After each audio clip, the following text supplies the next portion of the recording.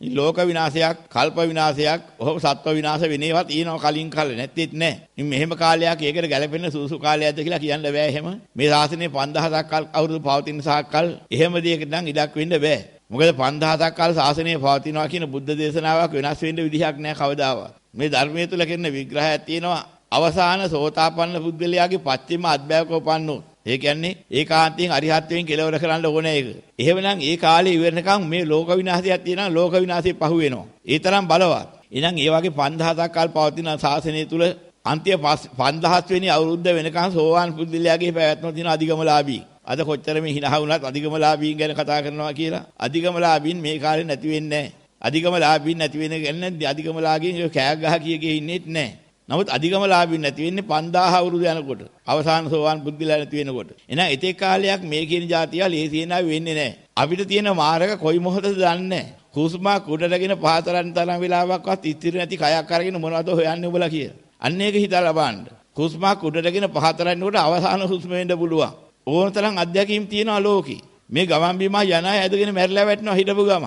ගෙදර යන්. රසාවට යන්. කියලා ලැහැත්තිලා නැගිටලා හිට ඉඳගන්නේ මැරිලා. සමහර අය වාහනේ ඉරවා තියෙනවා වාහනේ යනවා මිනිහා මැරිලා. සමහර ඩ්‍රයිවර්ලා යනකොට එහෙමත් වෙලා තියෙනවා. ඕන තරම් තියෙනවා. තව ඔය වෙලාව ඉවර නැද්ද බං කියලා පොඩ්ඩක් ඉඳ ගන්නවා. පල්ලෙකට මැරිලා. ඉතින් ඔය වගේ අවස්ථා ඕන තරම්. රෑ බුදියාගත්ත උදේ පල්ලෙකට මැරිලා. hinaයි කතා කරගෙන ඉන්නකොට මොක හරි කියන අත දික් කරගත්ත ගමන් මැරිලා. ඒ වගේ අවස්ථා තියෙනවා. ඉතින් සමහර අය විහිළු කතා කොරොප්පන් කතා කිය ඉන්නකොටත් මොක හරි කියන අත දික් කරගත්තාම හෙල්ලෙන්නේ නැහැ බලනකොට මැරිලා. ඉතින් එහෙම අවස්ථා තියෙනවා. ඉතින් ඒ නිසා තමයි කිව්වේ හුස්මක් උඩටගෙන පහතරන් තරම් ඉසෙල්ලා මැරෙන්න පුළුවන්. එක බත් කටක් කෑම කටක් අනලා හිටන් කටට ගන්න ඉසෙල්ලා ගිලින්න ඉසෙල්ලා මැරෙන්න පුළුවන්. මරණය මෙහෙම එකක්. ඉතින් මැරුණාට පස්සේ එක්කෙනෙකුට ඌ මලාට පස්සේ ඌට ලෝකේ මලත් එකයි ඌ තනියම මලත් එකයි. ලෝකේ මැරුණා සිද්ධ වෙන්නේ එක එක මැරෙන එක. තනියම මලත් වෙන්නේ ඒ ටිකමයි. බය වෙලා වැඩකුත් නැහැ. ඒවට දින තියන්නේ නැතුව අර අදාද එයි මරු පින් කරගන්නේ කෙලසද හෙට මරු නේති සිතන්නේ. ඉතින් ආදි වශයෙන් උදේනේ කවිද ඒ වගේ දැන් පින් කර ගැනීම වුණා පින් කර ගැනීම ඉතින් කාලෙක හොඳයි.